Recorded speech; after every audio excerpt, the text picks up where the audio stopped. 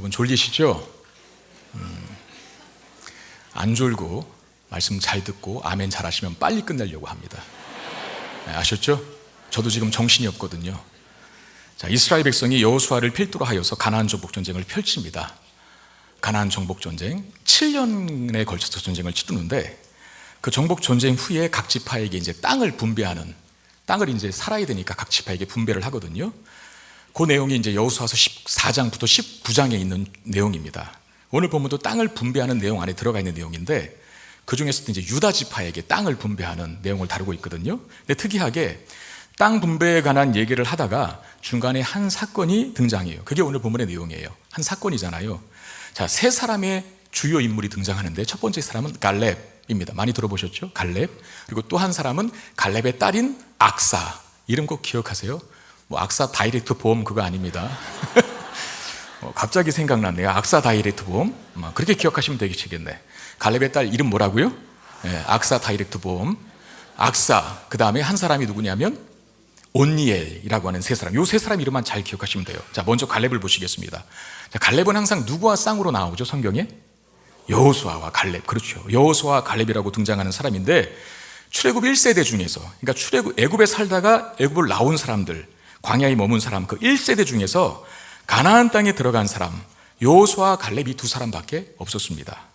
가나안 땅을 정탐하고 온 12명의 정탐꾼들 중에 여호수아와 갈렙이 두 사람만 믿음의 고백을 했기 때문인데 나머지 10명들은 다 못 들어간다는 거예요. 정탐하고 와서 우리 못 이긴다. 저 가나안 족속을 우리 이길 수가 없다. 다시 애굽으로 돌아가자라고 했는데 단 두 사람만, 여호수아와 갈렙만 아니다. 하나님이 주시겠다고 하신 땅이니까 그 약속 믿고 들어가자. 믿음으로 들어가자라고 했거든요. 하나님이 누구를 기뻐하시겠어요? 그건 뭐 당연한 것 아니겠어요? 하나님이 약속하신 땅이니까 너희들이 실력으로 들어가는 땅이 아니라 은혜로 들어가는 땅이다. 나만 믿고 따라와. 10명은 그에 반대했어요. 근데 2명만, 갈렙하고 여호수아만 하나님 말씀 믿고 신앙 고백을 했죠. 하나님께서 그 신앙 고백을 기쁘시게 받으셨어요. 그리고 그 두 사람에게만 가나안 땅에 들어가는 축복을 주셨습니다. 그러니까 여기서 보면 알 수 있듯이 갈렙은 믿음이 좋은 사람이라는 거 꼭 기억하세요. 갈렙은 믿음이 참 좋은 사람입니다. 그 좋은 믿음이 45년이 지나 땅을 분배받는 시점 85세에 이르기까지도 변치를 않았는데 자신이 분배받은 헤브론이라고 하는 땅을 믿음으로 정복하는 데 성공했기 때문에 그래요. 헤브론 땅이 어떤 땅이냐면 45년 전 갈렙이 정탐꾼 시절에 하나님이 주시겠다고 약속했던 땅이에요. 근데 그 땅은 정복하기가 쉬운 땅이 아니었거든요. 왜냐하면 일단 고지예요. 정복해야 하는 사람 입장에서 높은 데 있으면 그 정복하기 힘듭니다. 그리고 그 성 안에, 헤브론 성 안에는 거인들이 살고 있었어요. 아낙 자손들, 뭐 정말 일당백하는 거인들이 살고 있었기 때문에 정복하기가 참 어려운 땅이 갈렙이 분배받은 헤브론 땅인데 갈렙은 믿음으로 그 땅을 정복하는 데 성공합니다. 여기서 보니까 또 훌륭한 믿음의 용장이죠. 40년 전에도 믿음이 좋았고 45년이 지난 85세에도 그 믿음이 더 좋아졌어요.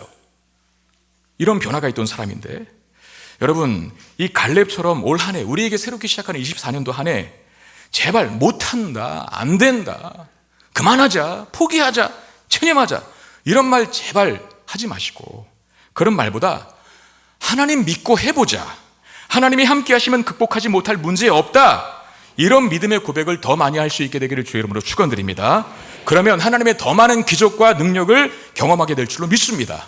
갈렙처럼 말이죠. 하면 돼. 현실과 상황은 안 되는 상황이지만 우리 실력으로는 죽었다 깨나도 정복 못할 땅이지만 하나님이 함께 하신다고 약속하셨잖아요. 하나님이 주시겠다고 약속하셨잖아요. 그러면 그 약속의 말씀 믿고 담대하게 나가는 겁니다. 그게 믿음이거든요. 똑같이 그냥 세상 사람들 살아가는 것과 똑같은 방식으로 살아가는 믿음이 왜 필요합니까? 계산하고 주판 땡겨서 합리적이면 하고 합리적이지 않으면 못하고 그럼 믿음은 왜 필요해요? 거기에 하나님이 왜 필요합니까? 그러면 그냥 상식대로 살아가지. 그게 아니거든요. 믿음의 사람들은 하나님이 함께 하신다는 것을 믿고 어려운 난간 속에서도 할 수 있다라는 고백 가지고 불도저처럼 진격을 하는 거예요. 하나님이 그걸 기뻐하십니다. 그때 기적을 경험하는 거죠. 기적. 그러면서 하나님을 믿는 믿음이 더 깊어지는 것 아니겠어요? 그런 역사를 갈렙이 경험했다는 거예요. 그런 갈렙이 이제 자신이 분배받은 땅 중에 기럇세빌이라고 하는 성을 공략하려고 합니다. 그런데 이 일을 직접 하지 않고 장수들을 모집하거든요. 16절 말씀 보면 갈렙이 말하기를 기럇세벨을 쳐서 그것을 점령하는 자에게는 내가 내 딸 악사를 아내로 주리라 그랬어요. 자, 기럇세벨을 정복하는 자에게 자신의 딸 악사를 주겠다라고 그렇게 얘기합니다. 이 일에 나선 사람이 누구냐면 온니엘입니다. 저요, 제가 하겠습니다. 제가 기럇세벨 드빌이라고 하는 그 땅 한번 정복해 보겠습니다. 제가 정복하면은 당신의 딸 악사를 나에게 아내로 주셔야 됩니다. 그리고 온니엘이 나갑니다. 온니엘이 기럇세벨을 정복하는데 성공합니다.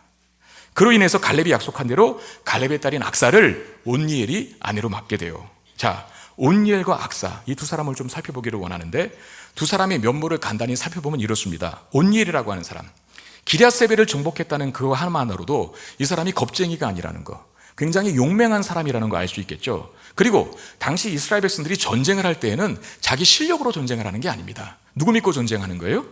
하나님 믿고 신앙의 힘으로 전쟁을 하는 거거든요. 그렇다라고 한다면 굉장히 정복하기 힘든 기럇세벨을 온니엘이 정복했다면 이 사람은 용맹 플러스 믿음도 좋은 사람이었다는 거죠. 왜? 믿음으로 정복하는 땅이니까. 그리고 이후에 여호수아서 다음에 사사기가 나오거든요. 사사기가 뭐냐면 여호수아는 가나안 땅을 정복하는 내용을 다룬 책이라고 한다면, 사사기는 정복한 가나안 땅에서 정착해서 살아가는 이스라엘 백성들을 그린 성경이 사사기예요. 그 사사기 초반에 이 온니엘이 또 등장하는데, 그때 이스라엘 백성들이 메소포타미아의 구산 리사다임이라고 하는 왕에게 지배를 받아 고통을 당합니다. 그때 온니엘이라고 하는 사람이 들고 일어나서 메소포타미아의 왕이었던 구산 발음도 잘 안 되네요. 구산 리사다임의 손에서 이스라엘 백성들을 구원하는 첫 번째 사사가 됩니다. 그러니까 오늘 본문에 등장하는 악사를 아내로 얻었던 이 온니엘은 굉장히 훌륭한 청년이라는 거죠. 아주 믿음도 좋고 용맹하고 그런 청년이에요. 그러면 악사, 즉 갈렙의 딸인 악사는 어떤 사람일까? 여러분, 이 악사는 뭔 말을 덧붙이겠습니까? 아버지 갈렙이 포상으로 내건 딸 아닙니까? 최진사댁 셋째 따님은 보지도 않고 데려간다는 말이 있지 않습니까? 갈렙에게는 셋째 딸도 아니고 첫째 딸이에요. 하나밖에 없는 외동딸이에요. 아들들은 많은데 딸은 얘 하나밖에 없어요. 그리고 포상으로 내걸 정도였어요. 온니엘이라고 하는 용맹하고 믿음 좋은 청년이 아내로 맡고 싶을 훌륭한 여성이 바로 악사였다는 것입니다. 악사. 자, 그런데 문제는 여기서부터 시작이 되는데, 아버지 갈렙이 악사가 출가할 때 혼수 또는 지참금으로 준 거, 그게 뭐냐면 사막이었습니다.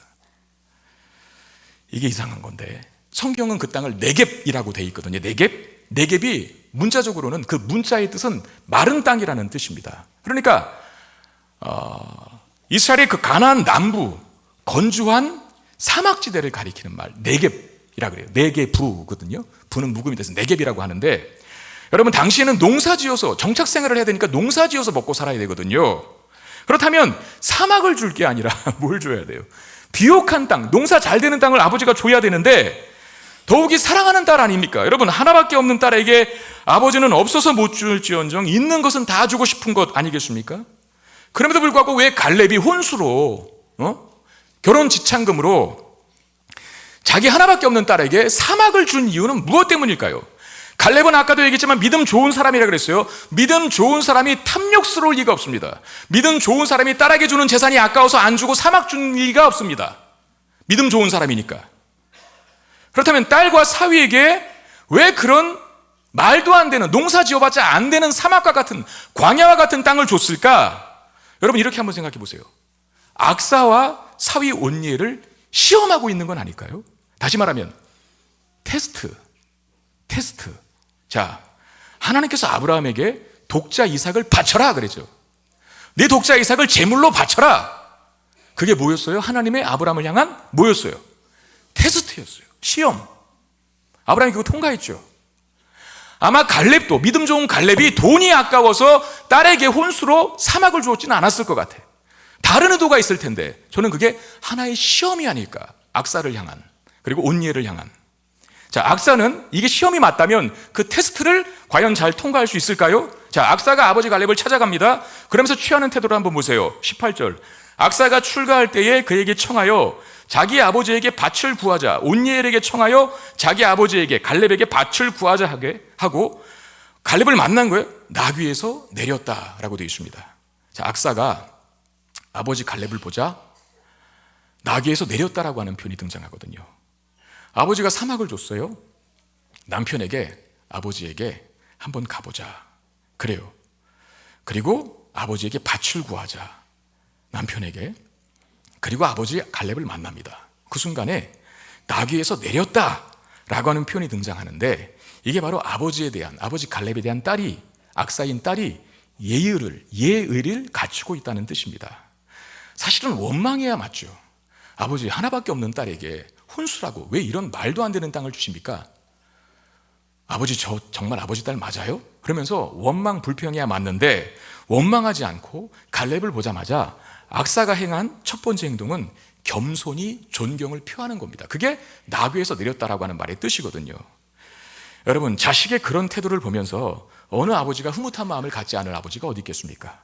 원망해야 맞는데, 불평해야 맞는데, 아버지에게 찾아와서 아버지를 보자마자 겸손하게, 겸손히 예의를 표하고 있는 딸을 보면서 아버지인 갈렙이 기쁘지 않았겠어요? 그래서 흐뭇한 마음으로 갈렙이 묻는 거예요. 딸아, 나 참 너 보니까 기쁘다. 내가 너에게 뭘 주기를 원해? 뭘 원해? 내가 다 줄게. 그랬더니 악사가 하는 말 19절, 이르되 아버지 내게 복을 주세요.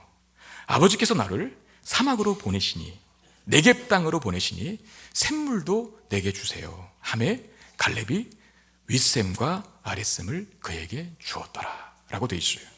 자, 악사가 갈렙에게 뭘 구하죠? 이게 참 기가 막힌 믿음인 거예요. 아버지, 저 사막 싫어요. 옥토밭 주세요. 저 이사 갈래요. 옮겨주세요. 이렇게 할 수도 있잖아요. 우리도 사실 여러 어려운 환경들을 만날 때 하나님 제발 저 사람 좀 죽여주세요. 나를 괴롭히는 저 사람 좀 없애주세요. 하나님 나 이직하게 해주세요. 나 아무튼 좀 다른 데로 보내주세요 라고 하면서 그 어렵고 힘든 상황을 도망치는 것으로 하나님 앞에 간구할 때가 많습니다. 근데 여러분, 성경의 믿음의 사람들은 그런 문제와 어려움들을 회피하는 쪽으로 하나님의 능력을 이용하지 않아요. 오히려 극복하게 해주세요.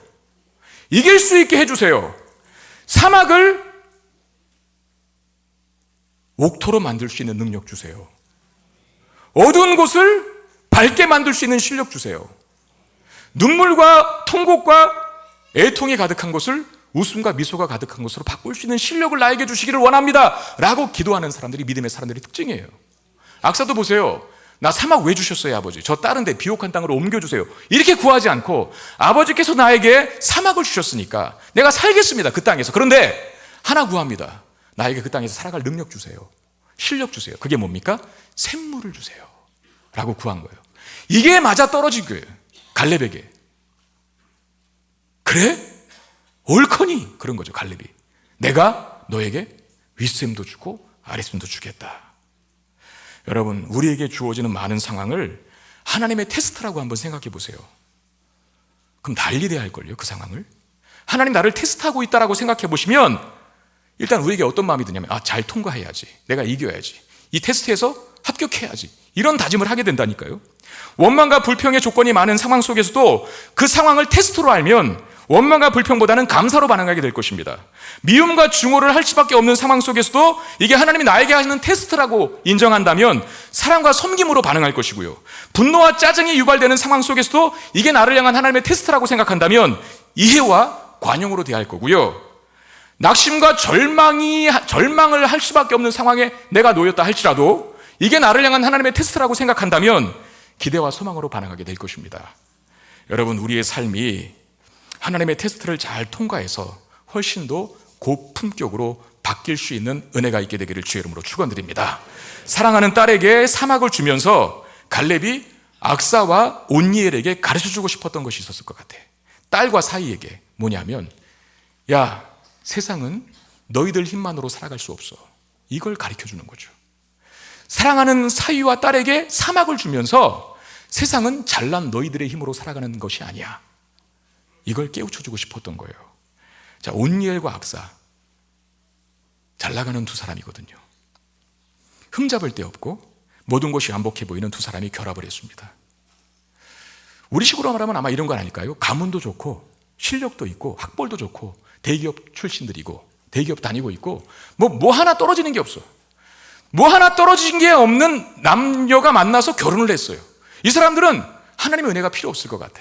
그냥 스스로의 힘으로도 인생 잘 살 수 있을 것 같은 그런 느낌을 갖게 만드는 사람, 이게 바로 온니엘과 악사였습니다. 갈렙은 알았던 거죠. 혹시나 딸과 사이가 가질 수 있는 이 무모하고도 철없는 확신, 우리 스스로의 힘으로도 잘 살 수 있어요 라고 하는 이 무모하고도 철없는 확신을 깨고 싶었던 겁니다. 그래서 사막을 준 거죠. 주면서 깨닫게 하는 거. 너희들의 실력으로 사는 땅이 아니다. 너희들의 잘남으로 살아가는 인생이 아니다. 그걸 알아야 한다. 그래서 사막을 준 거예요. 갈렙의 딸 악사가 그런 아버지의 의도를 간파합니다. 그리고 제대로 반응했죠. 자기 스스로를 과신하지 않습니다. 겸손한 자세로 아버지께 찾아와서 샘물을 구했습니다. 자신의 약함을 알고 아버지께 더 가까이 다가가서 은혜를 구합니다. 이것이 갈렙이 원했던 것 아니겠습니까? 간절한 마음으로 샘물을 구하는 딸에게 아버지는 너무나 감격한 마음으로 윗샘과 아랫샘을 줍니다. 자, 여기서 샘은 하나님의 은혜를 상징합니다. 아버지, 인생이라고 하는 광야 속에 제가 있습니다. 떠날 수 없고 피할 수 없는데 저 잘 살고 싶거든요. 그러니 아버지 하나님, 저에게 샘물을 주시기를 원합니다. 하나님이 너무 그 기도를 기뻐하시는 거예요. 그래, 내가 너의 그 기도를 원했다. 네가 나 의지하고 살기를 바랬다. 너의 실력, 너의 지식, 너의 물질, 이거 말고 나 의지하고 살기를 원했다. 잘 구했다. 내가 따따 불러줄게. 윗샘, 아랫샘.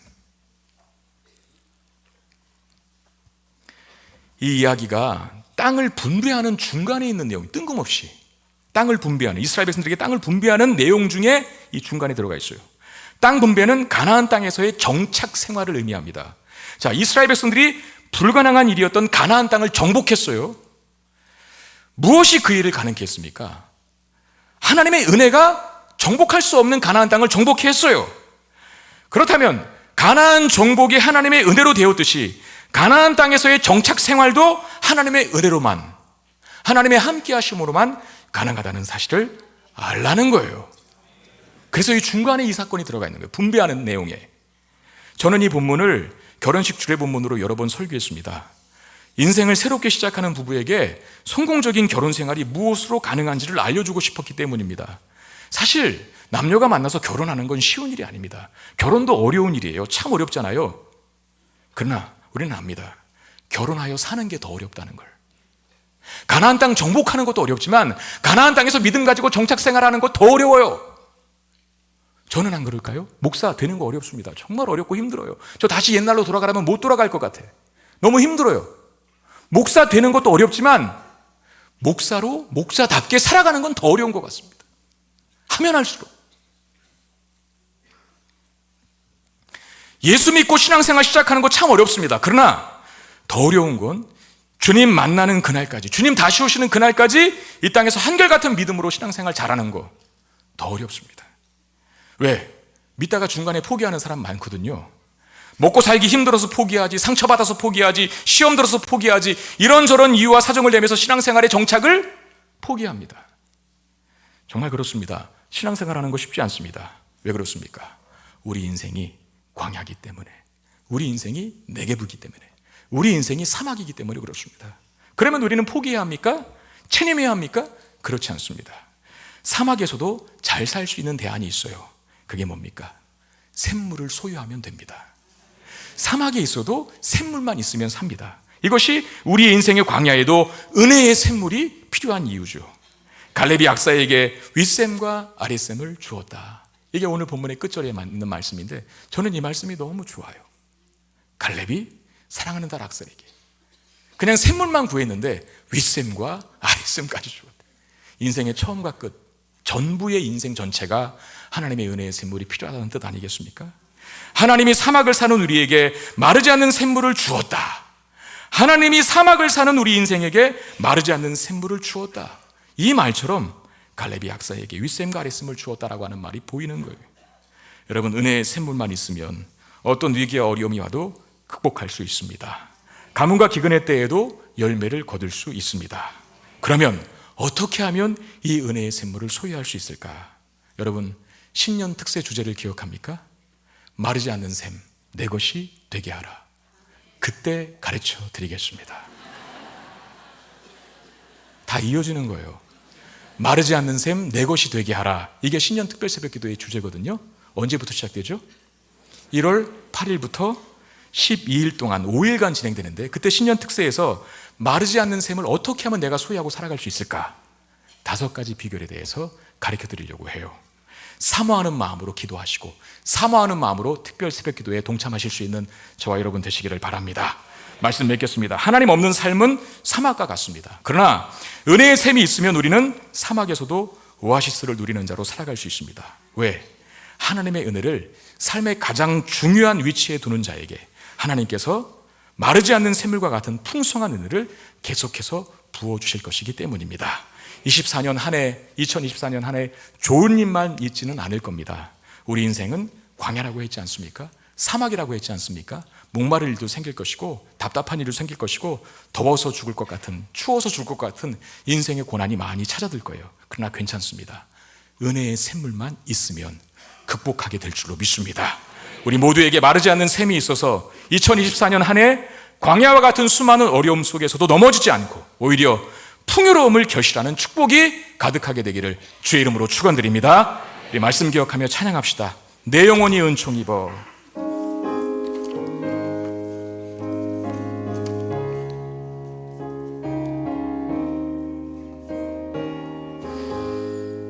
내 영혼이 은총 입어 중한 죄짐 벗고 보니 슬픔 많은 이 세상도 전국으로 와도다.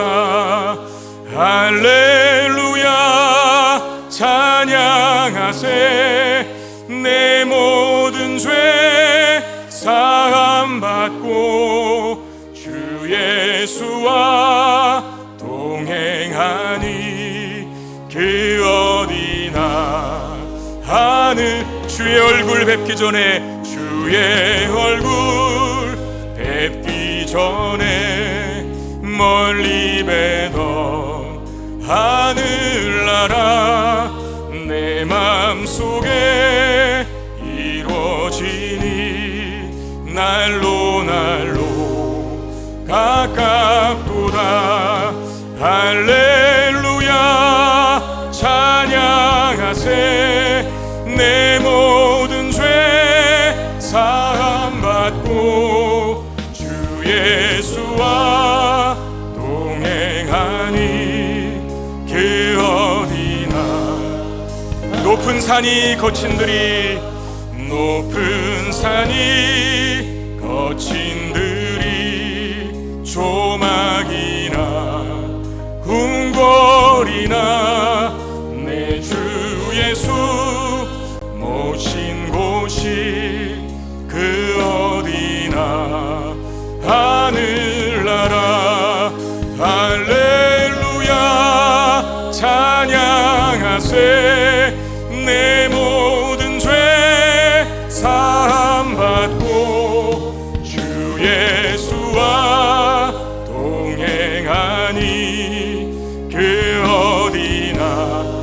할렐루야 찬양하세. 할렐루야 찬양하세. 내 모든 죄 사함 받고 주 예수와 동행하니 그 어디나 하늘나라. 우리 시간 1분 동안만 같이 기도할 때, 하나님 나에게 은혜의 샘물이 있기를 원합니다. 마르지 않는 은혜의 샘물이 있기를 원합니다. 하나님, 내 인생이 사막이고 내 인생이 광야라. 낮에는 더위 때문에, 밤에는 추위 때문에 고생이 많습니다. 먹을 것이 없어서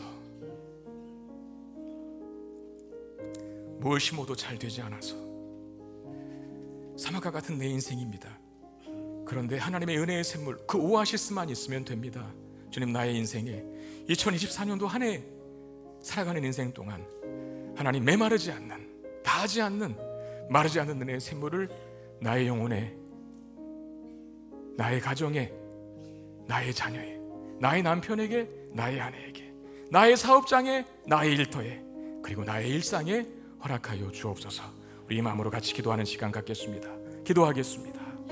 아버지 하나님, 오늘 주신 말씀 기억하고 붙잡으며 기도합니다. 주여, 사막과 같은 인생을 살아가는 우리 모두에게 마르지 않는 은혜의 샘물을 허락하여 주시사 주님, 사막을 오아시스로 바꿀 수 있는 믿음의 사람들이 되게 해 주시옵소서.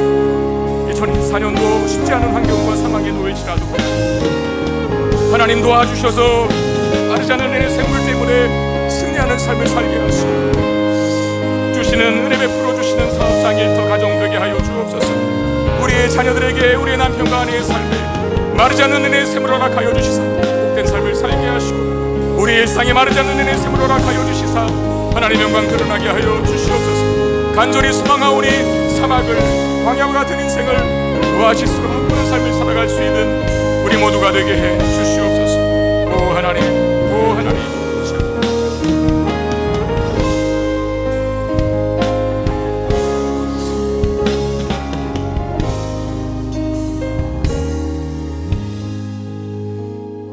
주님 은혜를 감사드립니다. 우리 인생이 쉽지 않음을 고백합니다. 2024년도 새로운 한 해를 시작하셨지만 여전히 우리 마음 가운데 두려움과 또 미래에 대한 암울함들이 있습니다. 그러나 우리 인생이 사막과 같다 할지라도 마르지 않는 샘물로 함께 하시는 하나님만 같이 계신다면 우리 반드시 승리할 줄로 믿습니다. 24년 그 마음과 그 소원으로 출발하려고 하오니 주여, 그렇게 악사처럼 아버지 갈렙에게 간절히 구한 딸에게 윗샘과 아랫샘을 주었듯이 하나님을 향하여 은혜의 샘물을 간절히 구하는 사랑하는 주의 백성들의 삶에 마르지 않는 은혜의 샘물, 윗샘과 아랫샘을 허락하여 주시옵소서. 우리 주 예수 그리스도의 이름으로 간절히 축복하며 기도드리옵나이다. 아멘.